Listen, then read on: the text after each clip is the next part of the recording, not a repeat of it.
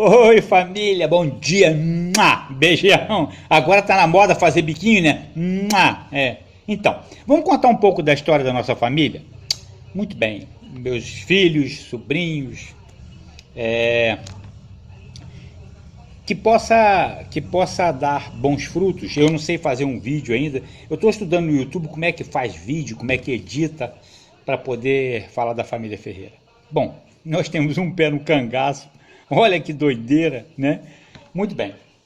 Bom, as nossas raízes, os nossos antepassados, todos eles a gente não sabe. Mas a gente consegue visualizar um pouco do que acontece na família quando a gente sabe um pouco da história da família. E, e o Ismael me trouxe algumas informações fantásticas, é um irmão maravilhoso. E ele conta o seguinte: uma parte eu vivi, eu fui lá na casa da vovó Generosa e vi o Vavade, almocei na casa do Vavade. Até lembro como se fosse hoje uma salada vinagrete de beterraba, vinagrete com beterraba, com cebola, uma gostosa. Eu lembro o sabor até hoje do campo, né? Aquele cheirinho de terra molhada. A montanha que eu subi, a cachoeira, o rio que eu vi, onde a vovó teve os seus filhos, seus 6 filhos, com Ponciano, meu avô. E aí vem a história, né?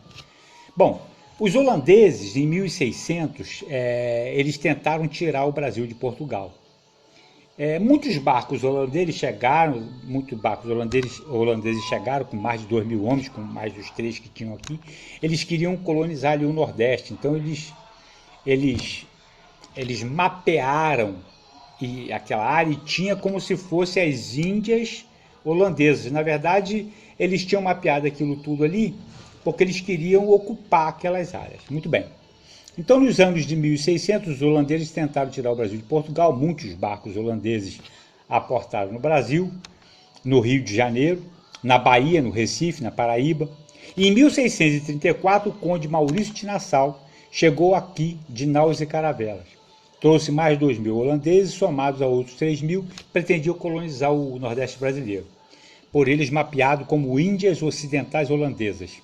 Depois os holandeses foram derrotados pelos portugueses. Na América, ainda existe algum território holandês, né? A Guiana holandesa, e também no Brasil, muitas famílias aceitaram o jugo de Portugal. Nossa mãe Isabel é fruto dos povos que trocaram os Países Baixos da Europa pelo Brasil. Enfim, muitos holandeses fixados no litoral foram expulsos, mas eles, com suas famílias, eles entraram por dentro do Brasil, né? E foram bandeirantes, como bandeirantes no interior, e prosperaram muito. Casas, pastos, lavouras de algodão, de cana-de-açúcar.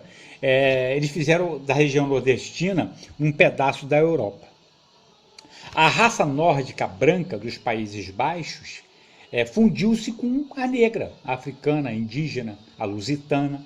E desse cruzamento surgiram os tabaréu, os caipira, os jagunço, os cafuzos, os mameluco, que hoje praticamente está extinto. Muito bem, o tempo passou e Generosa nasceu em 1890. Vovó Generosa nasceu em 1990. E naquela época a região nordestina era sortida de fazendas, sítios, tinha muitos latifúndios, era muito rica, tinha coronéis, tinha escravos, tinha vaqueiros, comerciantes.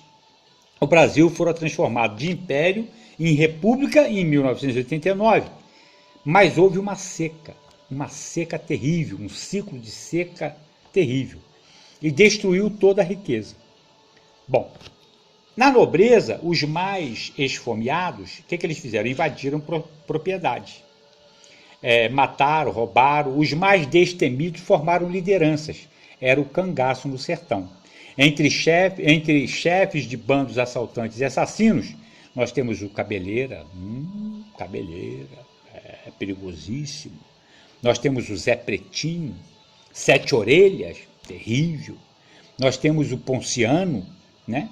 que é o nosso avô, Virgulino, a José da Generosa, e também tinha o temido Lampião, com a sua Maria Bonita.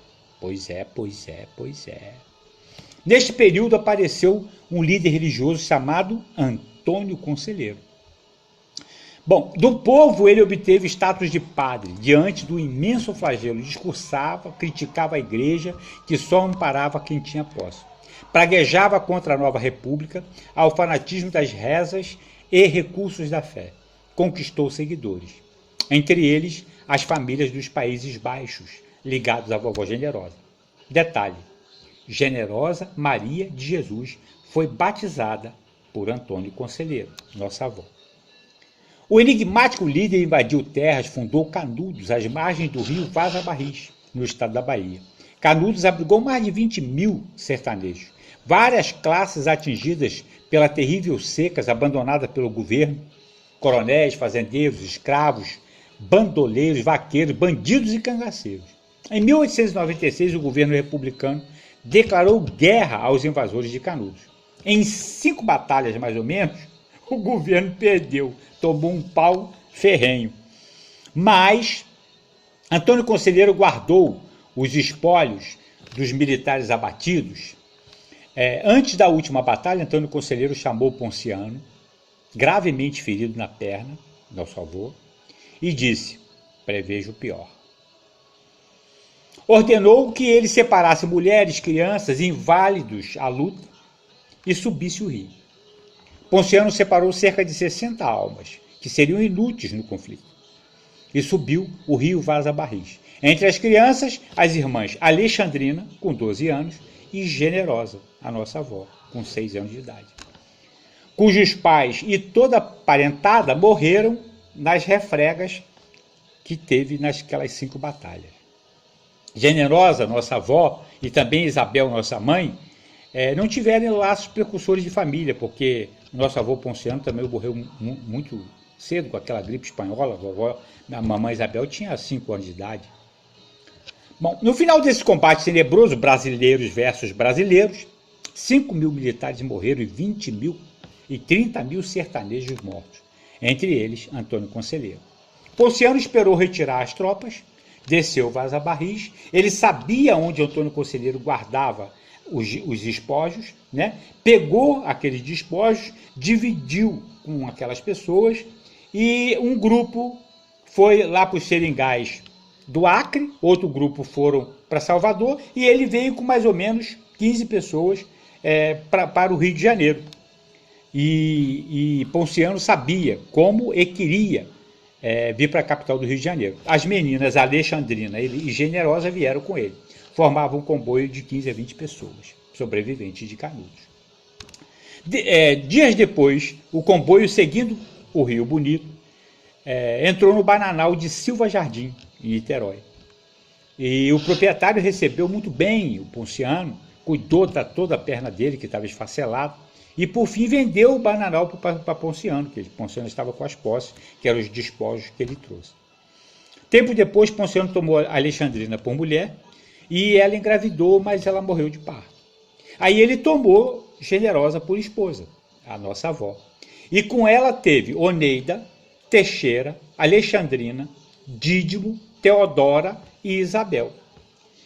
Né? E assim, a gente não sabe o nome todo de Ponciano, mas o meu irmão Ismael, ele colocou como sendo Ponciano Teixeira Leite, que era homônimo de um dos filhos.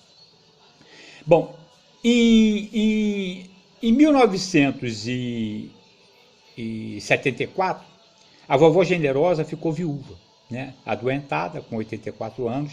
Ela veio morar com a filha caçula Isabel. Mas antes disso, deixa eu colocar uma situação que é bem interessante, para não ficar no vazio, que nessa embolada da humanidade, o meu irmão com a história do Brasil, com a história do Vavade, que foi para quem ficou a herança do nosso avô Ponciano e da nossa avó Generosa,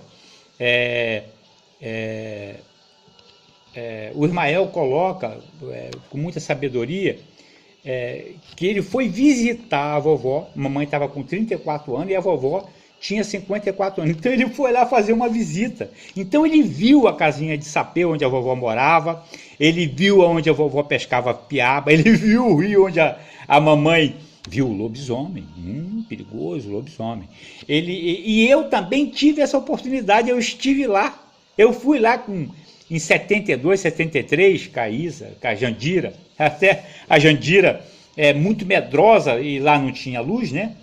E a lua estava cheia, e tinha rachadura na parede, a parede pintada de branco dentro do quarto. A Jandira acordou de madrugada e aquelas rachaduras pareciam uma aranha. E a Jandira, rapaz, me beliscou, me arranhou, gritou com medo: mata, mata, aranha, aranha grande. Foi a parede que está rachada.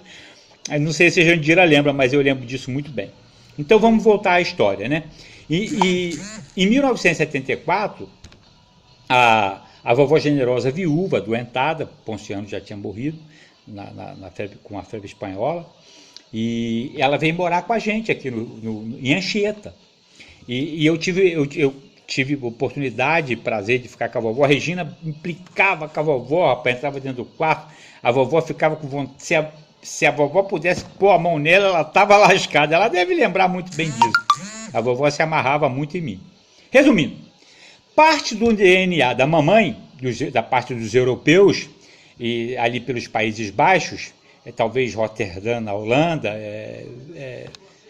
faz parte do nosso DNA misturado com os nordestinos, com os africanos, porque a vovó Maria, mãe do papai também, da África, com os portugueses, porque o meu avô era, o meu tataravô era de Évora, de Portugal. Bom, temos influências religiosas, crenças de quem viveu na seca, percorreu montes e matas, protegido pela fé. Não herdamos problemas cardíacos, a gente tem o coração forte, né? Bom, agora Ismael passou para mim algumas ementas, né? Porque tem muitas histórias maravilhosas que precisa a família saber. Então, um pouco dessa primeira história, a gente finda o segundo capítulo, o primeiro capítulo, né? Que a vovó Maria, ela contava muita história para o Ismael. Ismael foi um privilegiado. Eu também conversei com a vovó Maria, pretinha, dava com cabelo, um lenço branco na cabeça. Mas essa vai ficar para o segundo capítulo. Então, um pouco da nossa história é isso aí. A gente tem um pé no cangaço, tem um DNA provavelmente holandês, a gente tem uma história de luta, de guerra, de sobrevivência, tanto quanto a seca, quanto as guerras, por isso que nós somos tão guerreiros, a nossa família é difícil desistir, a nossa família tem uma dificuldade muito grande para desistir das coisas. Nós temos uma raiz muito segura também na parte da fé em Deus, muito alicerçado dentro do nosso coração. Então fica essa primeira parte da história e depois eu vou ver se eu coloco umas fotos aí legais aí pra gente curtir, tá bom? Ó, beijo, biquinho. Maneiro, né?